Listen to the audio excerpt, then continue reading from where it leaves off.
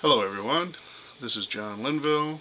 Today is January 7th, 2013, and this is another little update on my rotary controller project for the TRS-80 color computer.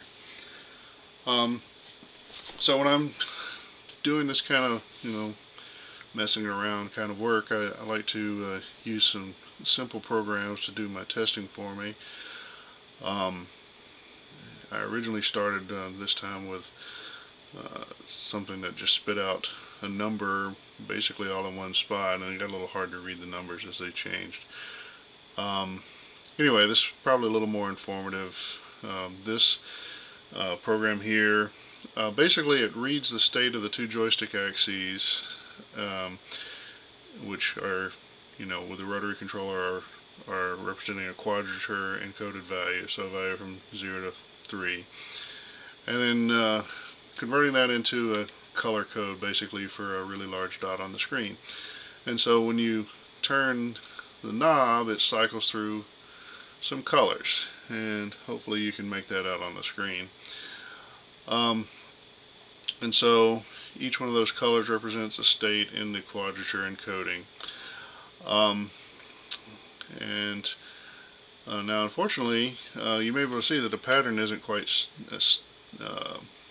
solid or steady. Unfortunately, I'm turning it one direction the whole time, so you can see most of it's doing okay. So you really shouldn't get a break in the pattern like that. It really should just go straight through, and maybe I can, so there it breaks.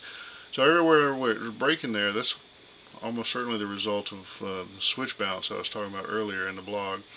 So it looks like there is an issue there that'll have to be dealt with. Now this program just continuously polls those inputs. It might be that if you polled them a little less often, you'd just get lucky and avoid most of those. Still seems like it's a possibility that they'll show up, and so I'm going to have to account for that somehow. Probably just have to just skip a state if it's not in a legal part of the sequence.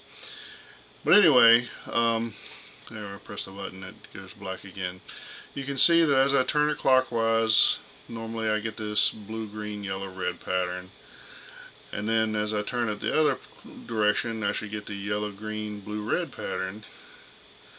So you can tell both the direction that I'm turning and the speed that I'm turning at. This is running on a Coco 1, or it's actually a TDP 100. The thing is, this same program running on a Coco 3 gets a lot more, it looks a whole more like this, where it's sort of all messed up. So the reading of the joystick stuff seems to be a little trickier on the Coco 3. In fact, I actually, in my earlier program that just put out the numbers, I was noticing that I never got a state, I never got one of the states. And so I actually fixed that by putting in some NOPs in between selecting the second axis and before I actually read it. So it seems like the hardware on the Coco 3 introduces basically a glitch in the reading of the joysticks, and needs to be accounted for. So it seems like the Coco 3 actually can't read the joystick quite as quickly as the Coco 1, which is kind of interesting. Well, anyway, again, this video is running really long, so I'm going to cut it short now, but pay attention to the blog, and thanks for watching. Thanks.